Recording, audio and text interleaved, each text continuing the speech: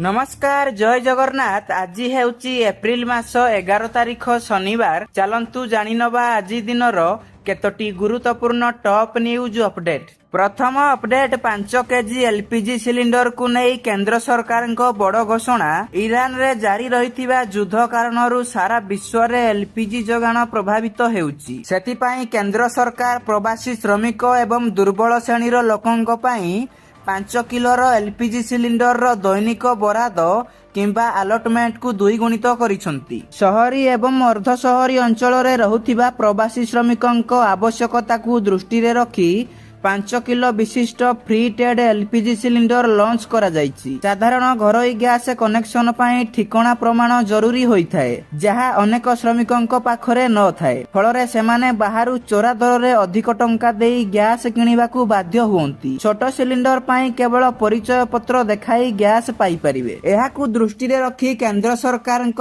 5 किलोर LPG cylinder पई केवल परिचय पत्र देखाई प्रवासी श्रमिक माने गैस पाई परिवे एवं व्यवहारकारी चाहिए सिलिंडर को फेरस्त करी टंका मध्य पाई परिवे। परवर्ती खबर ट्रंप को गोटिए घोषणा रे सस्ता हैला तेल।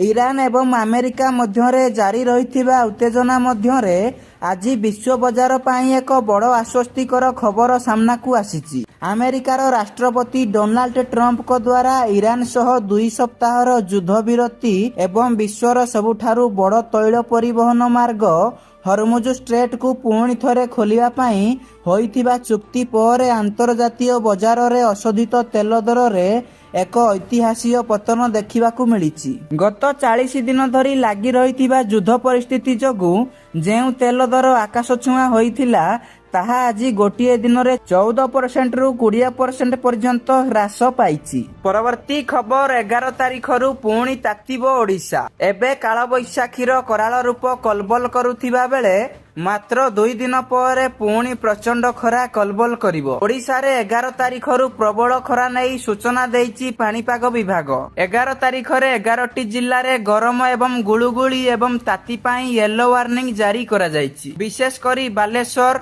भद्रक, केन्द्रापड़ा, जाजपुर, कटक, जगतसिंहपुर, नयागढ़, खोर्धा, पुरी, गंजाम, गजपति जिल्ला रे भीषण ताती अनुभूत हेबो। 15 तारिख पर्यंत एही सबु जिल्ला रे असह्य ताती सांगकू गुळुगुळी कलबल करिवो बोली पाणीपाग विभाग सूचना देइछि। परवर्ती खबर पीएम किसान हिताधिकारी को मिलिबो नाही एही सबु सुविधा। जदि आपण जने प्रधानमंत्री किसान हिताधिकारी तेबे आपण सीधा सड़क अन्य सरकारी पेंशन योजनार लाभ एककालीन पाई परिबे नाही। सरकारक नियम हेउची समान व्यक्ति को 2टी भिन्न सामाजिक सुरक्षा नेट रु लाभ जगाई दिया जिवो नाही। जदि जने चाषी पूर्वरु एक अनुष्ठानिक क्षेत्र योजना किंबा ईपीएफओ भली योजना रे पंजीकृत हेउछंती तेबे सेमानंकु पीएम किसान योजनार टंका मिलिबो नाही। परवर्ती खबर एयरलाइंस कंपनी को बड़ आश्वस्ति। सरकारक एही निष्पत्ति पर कमी पारे विमान टिकेट रो मूल्य।